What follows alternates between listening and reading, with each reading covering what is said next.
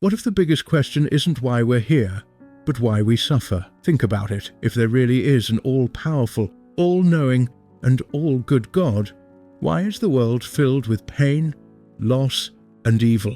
If God is real, why doesn't he stop it? This is one of the biggest mysteries humanity has ever faced. Philosophers, theologians, and great thinkers have wrestled with it for thousands of years. Today we're diving into this question, exploring the wisdom of Epicurus, the challenge of free will, the perspective of Buddhism, and what modern science has to say. But this isn't just about abstract theories. It's about you, it's about your pain, your struggles, and what suffering means for your life. Epicurus, the ancient Greek philosopher, asked the question that still haunts us today.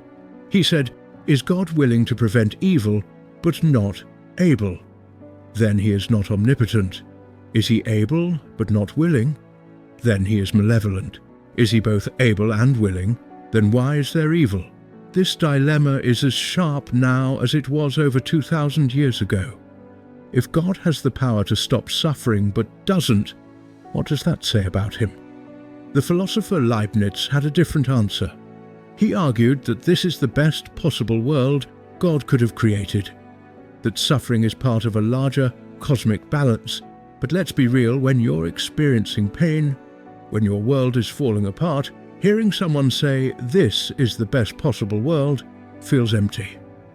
It doesn't bring comfort.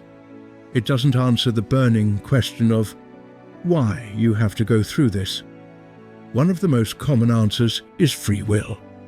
Thinkers like Augustine and Alvin Plantinga argue that God gave us the ability to choose, and with that freedom comes the potential for evil. If we didn't have free will, we wouldn't be human. We'd be robots, unable to love, unable to make real choices. That idea makes sense when we look at human-caused suffering, wars, violence, cruelty. But what about natural disasters? What about a child born with a fatal disease? Where is free will in that? There are no easy answers, and the more we search, the deeper the questions seem to go. Religions around the world have tried to explain suffering in different ways. In Christianity, the Book of Job tells the story of a man who loses everything: his family, his health, his wealth. His friends tell him he must have sinned, that he must have done something to deserve it. But Job insists he is innocent.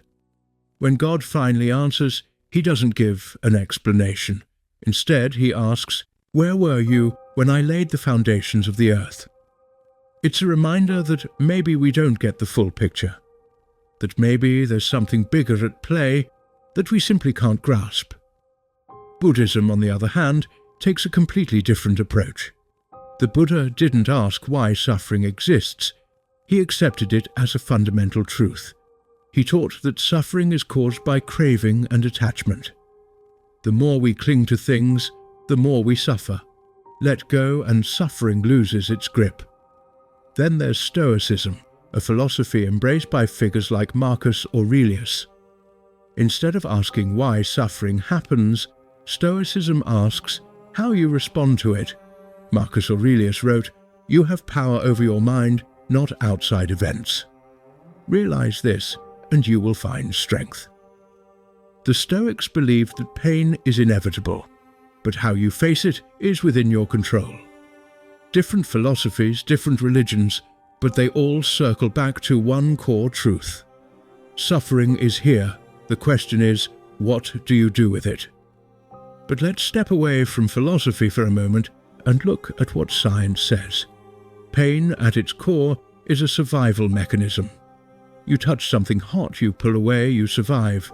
But emotional suffering, that's more complicated. It lingers. It shapes us in ways we don't always understand. Psychologists have studied trauma and discovered something fascinating. About 60% of people who go through intense suffering come out stronger on the other side. It's called post-traumatic growth. But here's the catch: 40% don't. Growth isn't automatic. It's a fight. Viktor Frankl, a Holocaust survivor and psychologist, wrote, When suffering finds meaning, it ceases to be suffering. He believed that the key to surviving suffering was not avoiding it, but finding purpose within it. But how do you do that? What does it actually mean for your life? The first step is accepting that suffering is universal.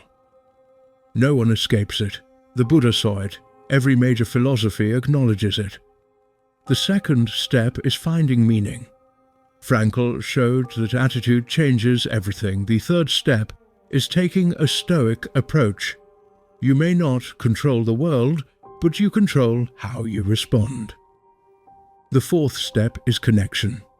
Studies show that having strong relationships is one of the most powerful tools for healing. And finally, sit with the unknown. C.S. Lewis once said, "I believe in God like I believe in the sun, not because I see it, but because by it I see everything else." Maybe we aren't meant to fully understand suffering. Maybe the question isn't just, why does evil exist, but what do I do now? Suffering is a beast with no leash. Philosophers have argued about it for thousands of years, and still no one has the final answer. But one thing is clear. Suffering exists alongside love, joy, and beauty. The real question is what suffering will shape you into. Will it leave you broken, or will you rise from it stronger than before? Picture this: a dark, swirling Van Gogh sky, stars glowing like tiny explosions of light.